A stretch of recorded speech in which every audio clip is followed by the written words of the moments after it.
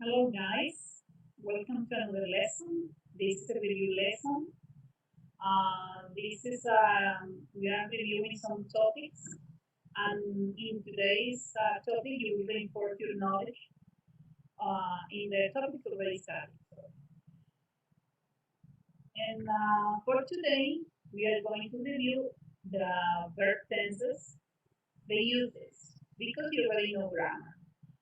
And about the uses, which is also something that you already know. We have some of the tenses that we studied during our course. It is we start with present simple with the use of present simple, which is permanent actions. We use it for permanent actions.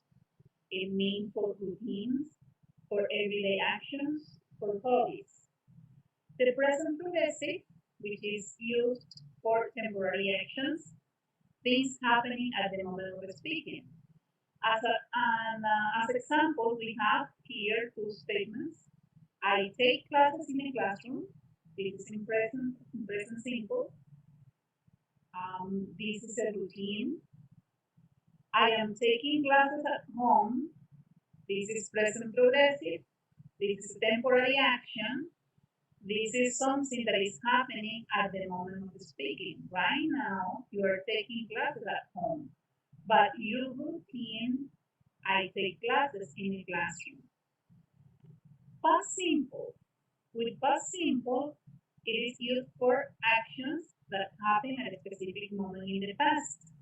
As example, I went to the movies last night. Past progressive, actions that were in progress in the past. I was playing Xbox the whole morning. Notice in parentheses that you can also say I played Xbox in the morning. What is the difference between past simple and past progressive? In past simple, the emphasis is in the time. It is the moment where this action happened. But in past progressive, it is more focused on the action that was in progress.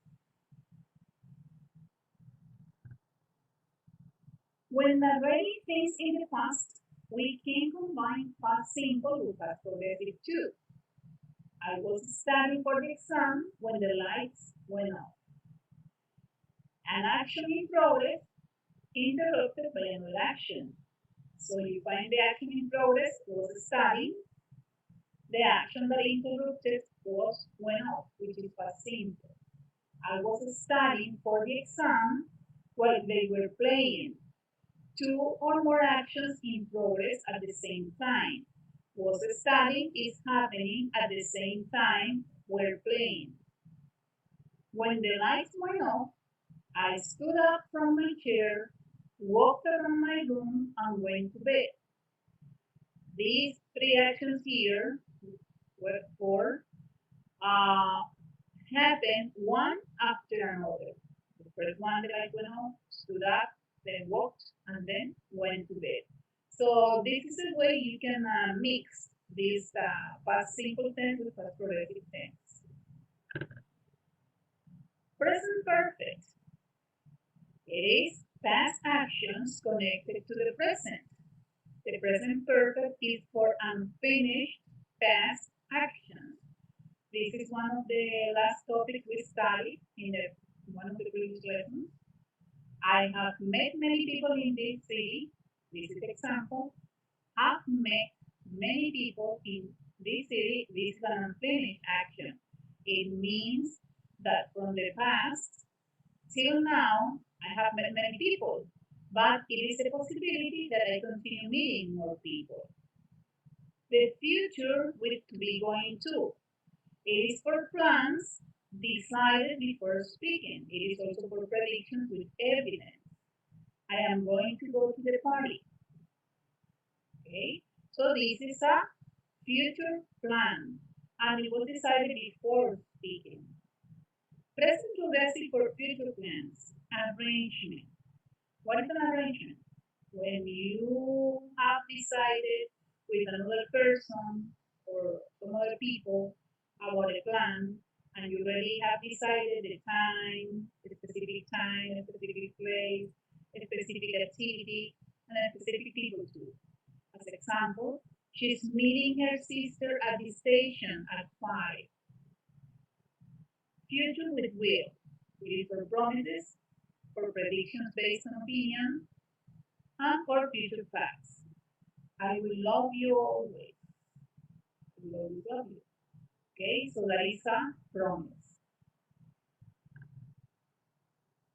Okay, now we have some tips that we can use for our preparation for the exam. The best preparation for the exam is through practice. Remember, practice makes perfect. Look for practice tests with different skills and solve them. There are many tests in the net, so you can look for them, choose one of them, and start practicing. When taking the listening and reading parts, it is always good to read the questions before. In this way, you may have a whole idea of what they are about. If you read the questions before you take the listening or before you start reading, you will have a better idea of vocabulary of the things that you are going to read about or to listen about. It is like you're recalling some vocabulary and some structures you already know about those topics. When taking the writing, make a brief plan of what you're going to write about. It doesn't mean that you're going to take a long time making a plan. It's a brief plan. It is good to have a couple of ideas so you may develop your writing in a better way.